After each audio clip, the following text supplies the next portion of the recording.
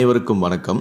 வழங்கிய கடனுக்கு விதிமுறைக்கு மீறி வாடிக்கையாளரிடமிருந்து கூடுதல் கட்டணங்களை வசூலிக்கும் வங்கிகள், ஃபைனான்ஸ் நிறுவனங்கள் மீது ரிசர்வ் பேங்க் ஆஃப் இந்தியா கடும் நடவடிக்கைகளை எடுத்து வருகிறது. இதை பற்றி விரிவாக தெரிஞ்சுக்கணும்னா இந்த வீடியோவை கடைசி வரைக்கும் ஸ்கிப் பண்ணாமல் முழுமையாக பாருங்கள். இந்த வீடியோக்குள்ளே போகிறதுக்கு முன்னாடி இந்த வீடியோக்கு ஒரு லைக் பட்டனை ப்ரெஸ் பண்ணிடுங்க. நீங்கள் இதுவரைக்கும் என்னோட சேனலை சப்ஸ்கிரைப் பண்ணாமல் இருந்தீங்கன்னா மறக்காமல் சப்ஸ்கிரைப் பண்ணிக்கோங்க. கூடவே அந்த பெல் சிம்லையும் மறக்காமல் கிளிக் பண்ணிக்கோங்க. சரி, வாங்க இப்போ வீடியோக்குள்ளே போகலாம். ரிசர்வ் பேங்க் ஆஃப் இந்தியா சில வங்கிகள் வாடிக்கையாளர்களுக்கு லோன்களை வழங்குவதற்கு முன்பே அதற்கான வட்டியை அவரிடமிருந்து வங்கிகள் வசூலிப்பதை கண்டறிந்துள்ளது.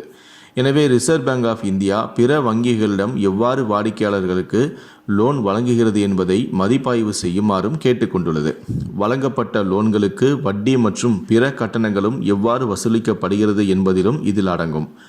சில நிதி நிறுவனங்கள் மற்றும் வங்கிகள் சில லோன்களுக்கு அதிக வட்டியை வசூலிக்கின்றன. இதை பற்றி தெரிந்தவர்கள் பிழைத்துக் கொள்ளலாம். ஆனால் தெரியாதவர்கள் இது போன்ற வங்கிகளிடம் சிக்கினால் அவர்கள் செலுத்தும் வட்டி சில நாட்களிலேயே அவர்களின் வருமானத்தையே ஏப்பம் விட்டுவிடும்.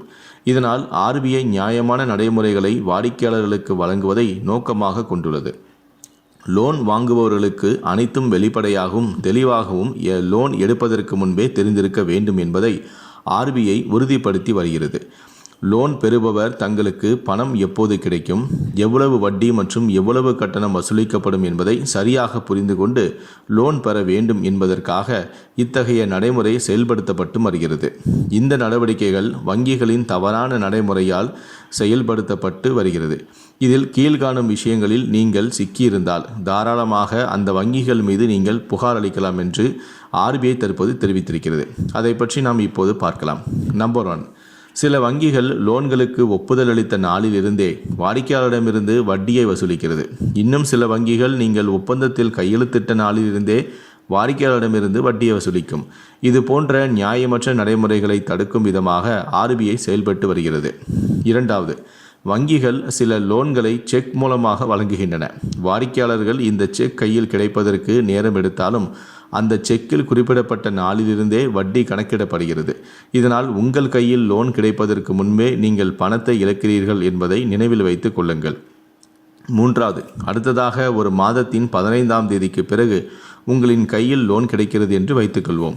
ஆனால் சில வங்கிகள் அந்த மாதத்திற்கான வட்டி முழு மாதத்திற்கும் கணக்கிடப்படுகிறது.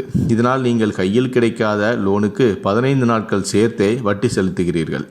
4வது, வாடிக்கையாளர்கள் சிலர் தாங்கள் லோன் பெற்ற தொகையை திருப்பி செலுத்தும் போது சீக்கிரம் அடைக்க வேண்டும் என்பதற்காக EMI தொகையுடன் ஒரு குறிப்பிட்ட தொகையை சேர்த்து அசலில் வரவு வைக்கிறார்கள். ஆனால் அவ்வாறு வரவு வைக்கப்பட்டாலும் வங்கிகள் முழு தொகைக்கு ஏற்ப வட்டியை வசூலிக்கின்றன. இதனால் வாடிக்கையாளர்களுக்கு சேர வேண்டிய நன்மை போய் சேருவதும் இல்லை. இது போன்ற கூடுதல் தொகை வாடிக்கையாளரிடமிருந்து வசூலிக்கப்பட்டிருந்தால் அவற்றை திருப்பி தருமாறு வங்கிகளை RBI கேட்டுக்கொண்டும் உள்ளது.